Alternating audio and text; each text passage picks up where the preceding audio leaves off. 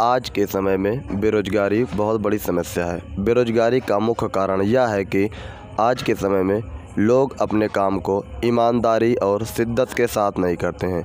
यदि अपने काम में लगन और ईमानदारी के साथ करने लगे तो कभी असफलता मिलेगी ही नहीं। किसी शायर ने कहा था कि लहरों से डर कर नौका पार नहीं होती, कोशिश करने वालों की कभी हार नहीं होती। बेरोज़गार होने का कारण यह है कि आप या तो अपने काम को करते नहीं हो या तो फिर किसी दूसरों पर निर्भर होते हो। दूसरों पर निर्भर रहोगे तो आपके हाथ में बेरोज़गारी के सिवा और कुछ नहीं आएगा, क्योंकि जब भी आप ऊपर उठने का प्रयास करोगे वो आपकी टांगें पकड़ करके खींच लेगा। आज के समय में लोग क्या करते हैं कि पढ़ाई लिखाई करके दूसरों के ऊपर निर्भर हो जाते हैं, कंपनी में जाकर जॉब करते हैं। वो ये नहीं सोचते हैं कि जब वो कंपनियां उन्हें हटा देंगी तो वो क्या करेंगे, तो वो क्या करते हैं कि बेरोज़गार ही रहेंगे। बेरोज़गार होने का यही कारण है। इसलिए आप पढ़ाई करते हो केवल नौकरी करने के लिए। आज के समय में सबसे बड़ा कारण यह है कि लोग पढ़ाई लिखाई करते हैं केवल नौकरी करने के लिए, और नौकरी क्या करते हैं, किसी दूसरों पर निर्भर रहेंगे, सरकार पर निर्भर रहेंगे, किसी कंपनी पर निर्भर रहेंगे। पैसा लगाते हैं माँ बाप का पढ़ाई लिखाई करके। वो ये नहीं सोचते हैं कि अपनी कोई ना कोई स्टार्टअप शुरू किया जाए।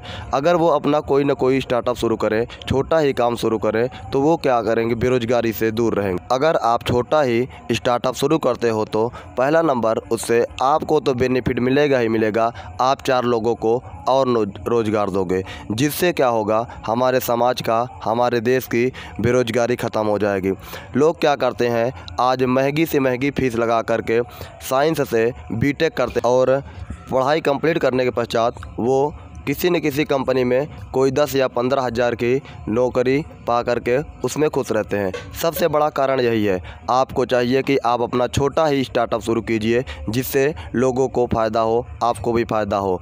आप क्या करते हो, आपको शर्म लगता है कि यह काम छोटा है, इसे हम कैसे करेंगे। सबसे बड़ा कारण यही है कि आप किसी काम को छोटा समझते हो।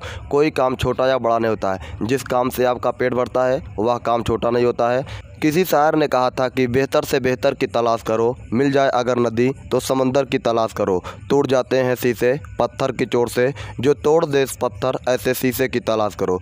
इसलिए आप अपने काम को ईमानदारी से कीजिए, कोई ना कोई स्टार्टअप शुरू कीजिए, जिससे क्या होगा कि आपको फ़ायदा के साथ साथ दूसरों को भी फ़ायदा होगा।